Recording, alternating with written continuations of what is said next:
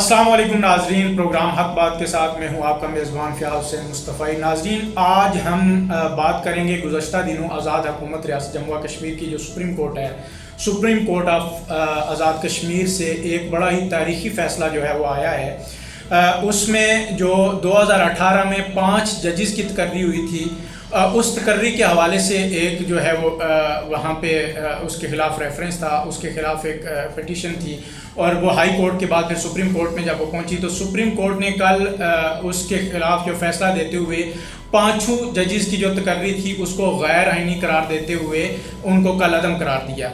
अब वो जो 5 जजिस थे उनकी जो है वो फ्यूचर में उनकी जो है मुस्तकबिल में क्या हैसियत होगी, उनके किए गए फ़ैसलों की क्या हैसियत होगी और इसके बाद ये जो 5 नशिस्तें खाली हुई हैं उनका क्या मैकेनिज़्म होगा, क्या प्रोसीजर होगा, कैसे ये जो खाली नशिस्तें हुई हैं, जो अदालती बहरान है, उस हवाले से जो है हमारे साथ बात करने के लिए मौजूद हैं जनाब Chaudhary Mohammad Aliyas advocate supreme court, जो कि वाइस चेयरमैन हैं आज़ाद कश्मीर बार कौंसिल के। वो एक मंजे हुए जो है वो कानूनदान हैं, वो हमारे साथ मौजूद हैं। बहुत शुक्रिया जनाब चौधरी अलियास साहब आपके कीमती वक्त का। जनाब, ये हमें बताइएगा कि कल जो सुप्रीम कोर्ट ने एक बड़ा ही तारीखी फ़ैसला दिया है जिसमें 5 जजिस को जो है वो फारग किया गया है, उस हवाले से हमें बताइएगा कि क्या प्रोसीजर था जिसको फॉलो नहीं किया गया और किस वजह से वो जो जजिस हैं उनको जो है वो उनको तैनाती को कल अदम करार दिया गया। जी जी, बिस्मिल्लाहिर्रहमानिर्रहीम। असल में ये बड़ा वाइटल पॉइंट है जिसको आपने आज पब्लिक के सामने और जो जूरिस्ट हैं, वकला हैं, उनके सामने इस मामले को उठाया है। इशू ये है कि गुज़श्ता बहुत अरसे से आज़ाद कश्मीर की जुडिशरी में मुख्तलिफ वकला एलिवेट होते रहे। उसके ऊपर फिर वो मामला दोबारा जब जुडिशरी में हाई कोर्ट में गया तो कुछ लोगों के ऑर्डर सेटिस्फाइड हो गए। उसमें यूनुस ताहिर केस है, मुश्ताक बिलुआ केस है, उसके अलावा बहुत सारे और वकला जो है वो जुडिशरी से फारूक हुए।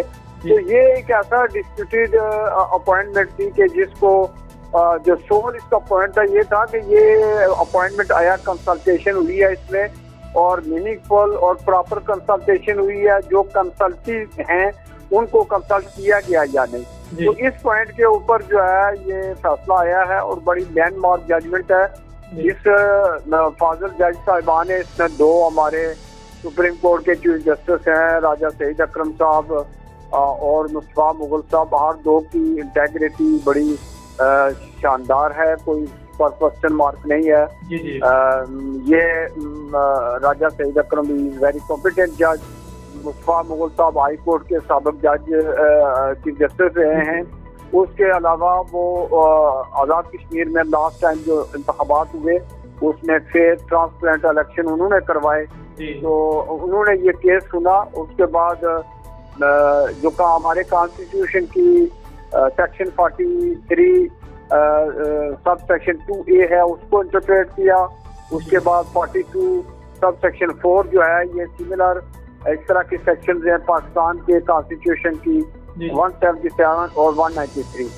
तो ये जजमेंट जो है इसमें 5 जजिस थे और ये 5 जजिस को अदालत ने जो समाप्त करने के बाद उनको फारिग किया। जी जी, अच्छा, ये हम क्योंकि 2018 में ही खालिद इब्राहिम साहब ने इस पे आवाज़ बुलंद की और पार्लियामेंट के अंदर भी ये मामला गया, तो पार्लियामेंट भी इस पे खामोश रही, फिर सुप्रीम कोर्ट में भी ये सिलसिला चलता रहा।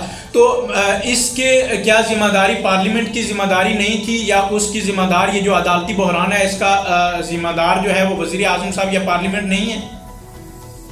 असल में ये है कि हमारे यहाँ जो हाई कोर्ट में या सुप्रीम कोर्ट के जजिस का जो तरीकाकार था उसके लिए ये है कि हर 2 चीफ जस्टिस साहिबान जो है वो एक समरी तैयार करते हैं और वो समरी कश्मीर कौंसिल में वाया जो है प्रेसिडेंट आज़ाद कश्मीर, जो कश्मीर कौंसिल के वाइस चेयरमैन होते हैं, उनके जरिए जाती है। कश्मीर कौंसिल के जो वाइस चेयरमैन है प्रेसिडेंट, उनका फंक्शन ये होता है कि उन्होंने हर 2 इस चीफ जस्टिस साहिबान को कंसल्ट करके उनसे राय लेकर और उनकी राय के मुताबिक जो है वो असम्बली को आगे फॉरवर्ड करना होता है।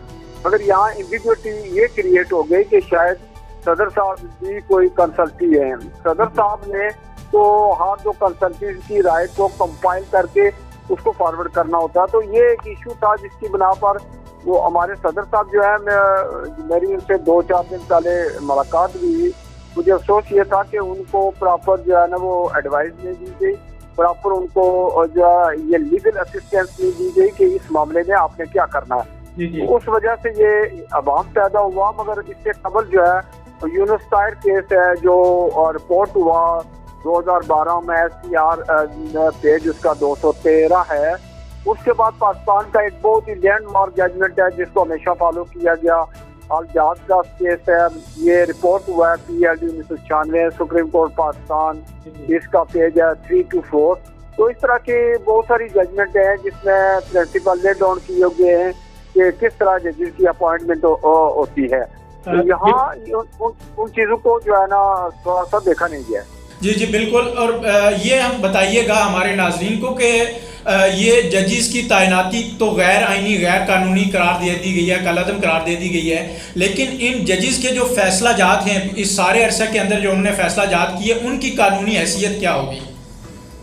देखा ना, ये बहुत इससे कबल भी जजमेंट्स आई हैं जो यूनुस ताहिर केस में थी और दिगर में कि जो जजेस ने जिस अरसे में वो उसके पर होते हैं तो उनकी जजमेंट को वैलिडिटी हासिल होती है, उनको प्रोटेक्शन हासिल होती है।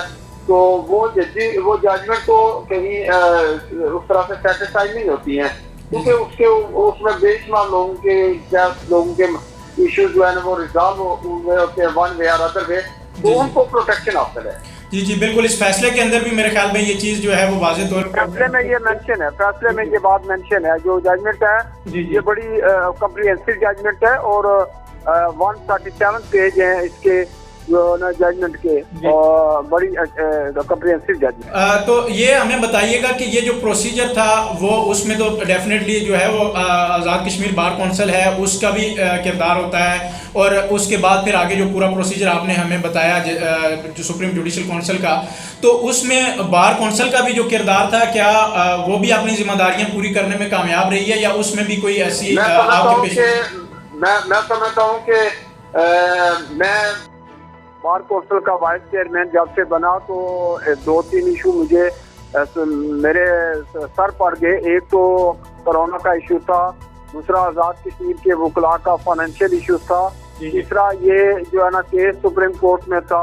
तो मैंने ये कोशिश की कि ये सारे मामले अकॉर्डिंग टू कॉन्स्टिट्यूशन जो है, अकॉर्डिंग टू लॉ इनको रिजॉल्व होना चाहिए। हमारी किसी से कोई ऐसी पर्सनल ग्रज ना है, ना ही हम तो चाहते हैं कि रूल ऑफ लॉ होना चाहिए और रूल ऑफ लॉ ही को प्रिवेल होना चाहिए, जिसकी बिना पर मैं तो इस हफ्ते में दिन रात मैंने कावश की मुख्तलिफ स्टेक होल्डर से राब्ते में रहा, उनसे इश्यूज के ऊपर डिबेट होती रही, डिस्कशन होती रही। तो मैं समझता हूँ कि हमारे जितने भी ज़िम्मेदार लोग हैं उन्होंने बड़ा ज़िम्मेदारी का मुजाहरा किया और ये जजमेंट ऐसी है कि देखें ना, एक तरफ हम आज़ाद कश्मीर के लोग हैं, यहाँ मैं कहना चाहता हूँ कि पूरी तरीके से जजेस के ऊपर कोई प्रेशर नहीं था, उन्होंने बड़ी इम्पार्शियली इंडिपेंडेंटली जजमेंट दी है। जबकि उस तरफ देखें तो हमारे सारे हकूक जम्मू कश्मीर के दूसरी तरफ के लोगों के हकूक मुतासर हैं और वो लोग जो है ना उनका कोई आवाज़ नहीं है, ना कोई उनकी आवाज़ की पेशराई है। जी जी। अच्छा सर, ये डेफिनेटली जो थी अपना रिकमेंडेशन जो थी वो चीफ जस्टिस हाई कोर्ट की तरफ से जानी थी, जो कि उसको प्रोसीजर को फॉलो नहीं किया गया और उस प्रोसीजर को फॉलो ना करने की वजह से इनको तैनातियों को कालादम करार दिया गया। तो ये मुस्तकबिल में ये जजेस दोबारा अगर उसी प्रोसीजर को फॉलो करते हुए इनकी तैनाती होती है तो ये उसके लिए अहल होंगे, ये दोबारा उसी प्रोसीजर के तहत जो है वो जजेस तैनात हो सकते हैं?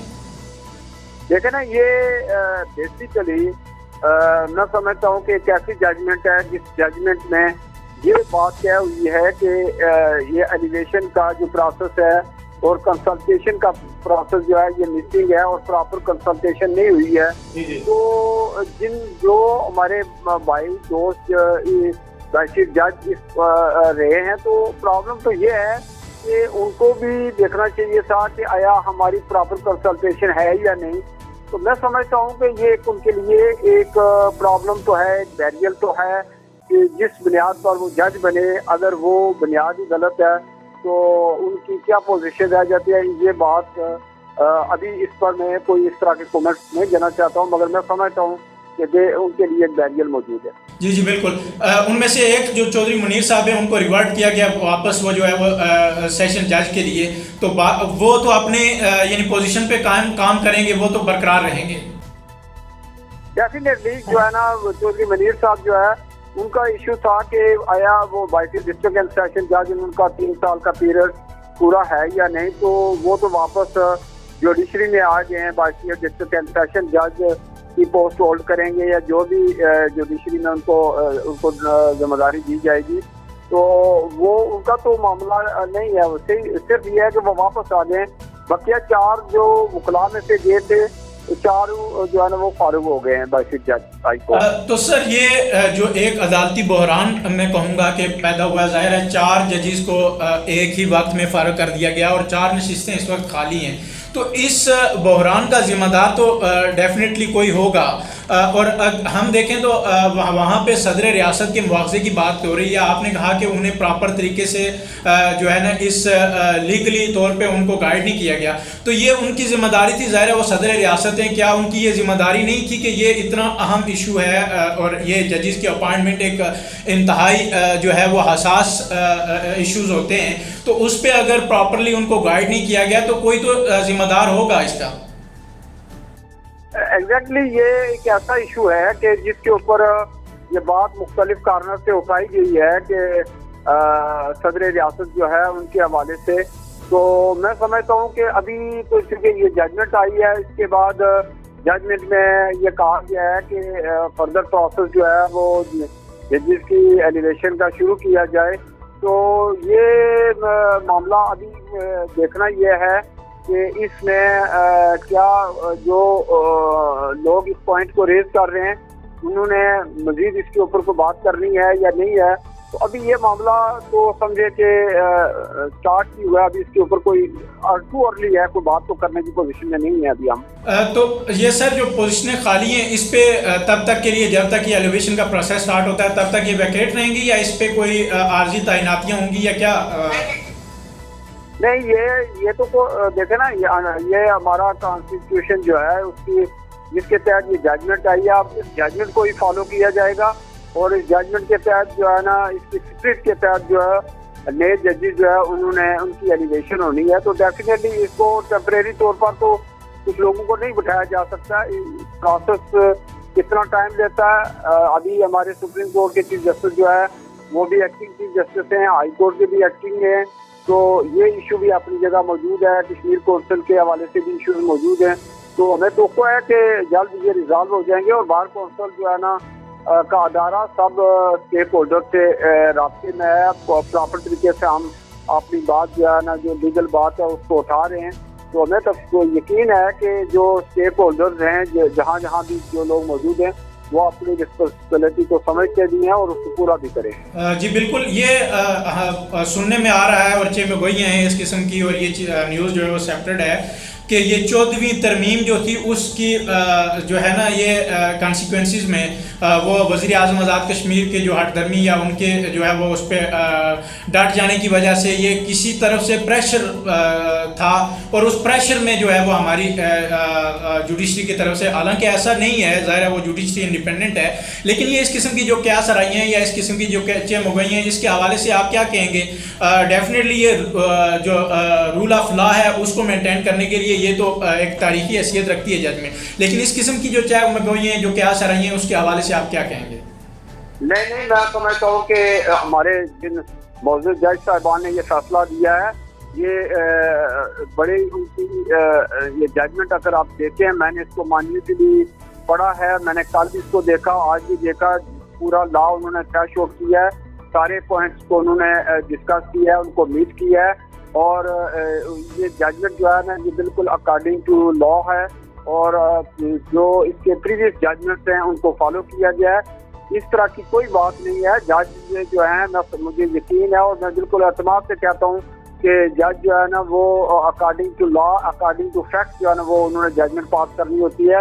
ना ही उन पर किसी किस्म का दबाव था और ना ही उन पर ये बात थी कि उन्होंने फारूक हैदर को या उसकी गवर्नमेंट को या उसके लोगों को कोई जो है ना रास्ता दिखाना है। तो ये बात नहीं है। ये जो लोग बात कर रहे हैं ये महज जो है ये जजमेंट को या इस फैसले को थोड़ा सा इसमें डेंट डालने की कोशिश कर रहे हैं। जी जी जी, बहुत बहुत शुक्रिया जनाब चौधरी अलियास साहब, वाइस चेयरमैन आज़ाद कश्मीर बार कौंसल, आपके कीमती वक्त का और आपने कानूनी जो हवाले जो थे और जो उसका प्रोसीजर था उस हवाले से हमारी रहनुमाई की। आपका बहुत शुक्रिया।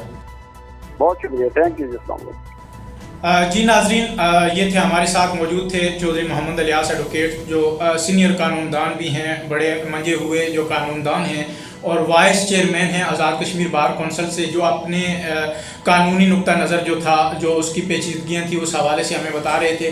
तो यकीनन ये जो फ़ैसला था आज़ाद कश्मीर सुप्रीम कोर्ट का, ये एक तारीख़ी फ़ैसला था और रूल ऑफ लॉ के लिए ये एक ज़बरदस्त जो है वो इंडिपेंडेंट जुडिशरी की तरफ से एक ज़बरदस्त फ़ैसला था।